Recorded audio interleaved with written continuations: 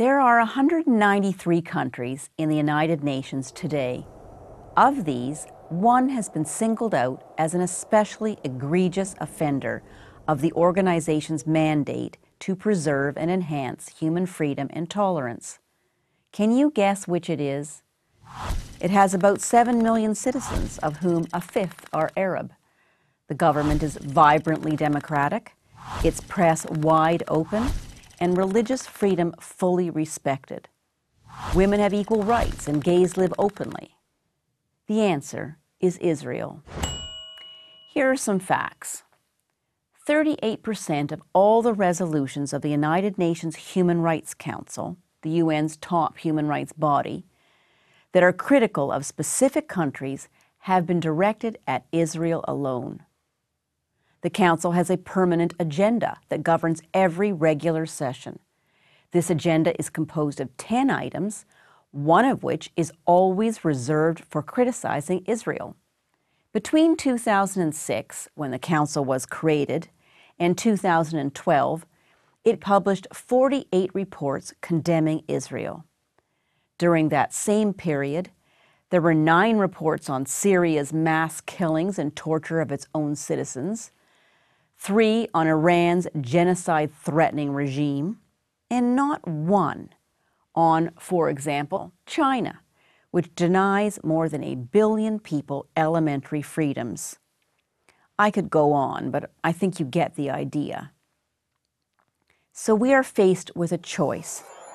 Either there's something very wrong with Israel that I'm not telling you about, or there's something very wrong with the United Nations that you should know about. Let's look into the history of both. First, Israel. Ever since its establishment, voted for by the United Nations, by the way, in 1948, Israel has had to fight its neighbors solely in order to survive. It has endured innumerable acts of terrorism, the most intense from 2000 to 2005, the so-called Second Intifada, in which children and other innocents were blown up in places like pizza parlors and buses and at weddings. It still suffers from rocket attacks against civilians from the Gaza Strip, which is controlled by a terror group, Hamas, whose stated reason for existence is to destroy Israel. Israel has developed a strong military and a web of security fences and walls to protect itself. Do these security measures cause hardships to people who must deal with this network? Yes, they do. Israel would like nothing better than to tear all these fences and walls down. But bitter experience informs it as to what would happen if it did. Is Israel a perfect country? Of course not. But it is one of the freest and most open societies in the world. That's Israel's history. Here's the UN's. In 1949, when the UN admitted Israel as a member state, the UN had 58 member countries and a clear democratic and pro-Western orientation.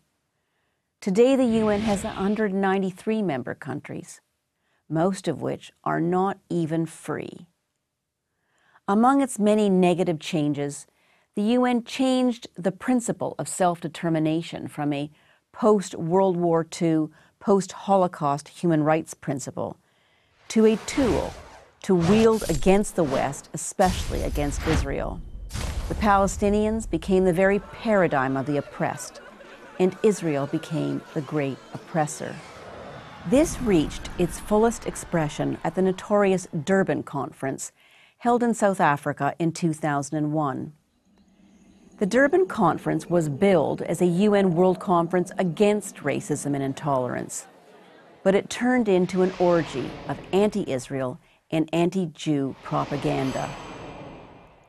Of all the bad actors in the world, the final Durban Declaration found one state guilty of racial discrimination. You guessed it, Israel. The Durban Declaration, however, remains to this day the centerpiece of the UN's allegedly anti-racism agenda. There's only one country in the world whose very legitimacy is questioned. Only one country that is openly threatened with annihilation. That country is Israel. And what has the United Nations done about it? Worse than nothing. It has itself become a global platform for anti-Semitism and the destruction of the Jewish state. I'm Ann Bayefsky, Director of the Touro Human Rights Institute for Prager University.